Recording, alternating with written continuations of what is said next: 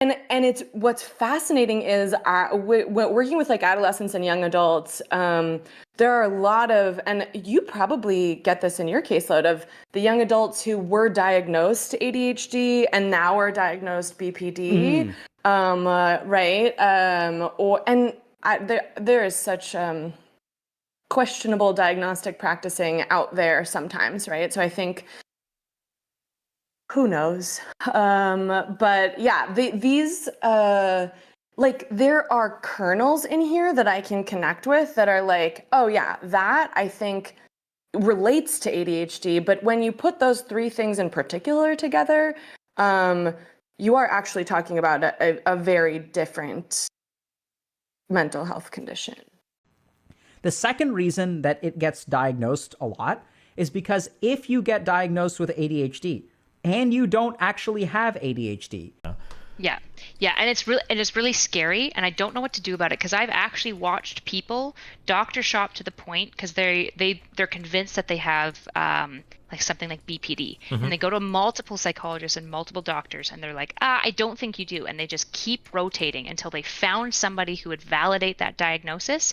And this individual absolutely did not present with the symptoms of it before, and now they absolutely do, right? And it's like, well, what the fuck is that, right? Like, what the fuck happened there? In the United States today, in New York City, you can walk around with infectious syphilis, and no doctor can get a microgram of penicillin into you, right? Now, that's a provable disease. Whether somebody has got or has not got syphilis can be established scientifically, regardless of politics, of beliefs, whether you're capitalist, communist, left-wing, right-wing, Jewish, Christian. It's objective.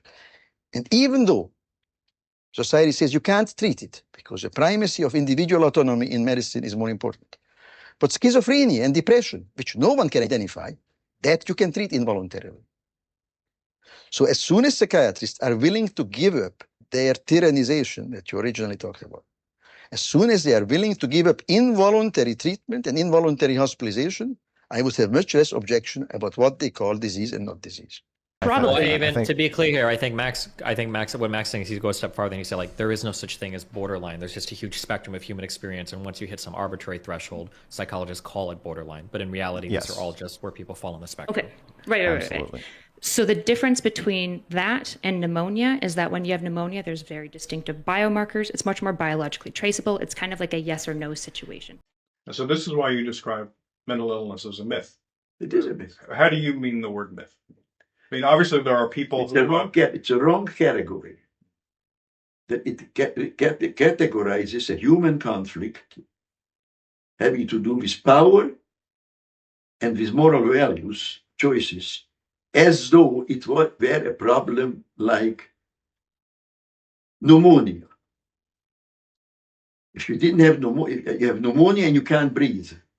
You have to be in the hospital, you have to take antibiotics, and they give you oxygen, that's it. If you didn't have pneumonia, you could breathe all right. Now, the idea is if you didn't have this mental illness, you wouldn't have all these problems. So you're... Of course, it's not. It's absolute, utter, complete nonsense. How do you think it is that someone who, because so many people will experience things like this and they'll think, okay, I have ADHD, these are ADHD symptoms. How do you think this happens? How is it that someone describes a lot of BPD symptoms and ends up thinking they have ADHD? Like, how do we get here? What is going on with this?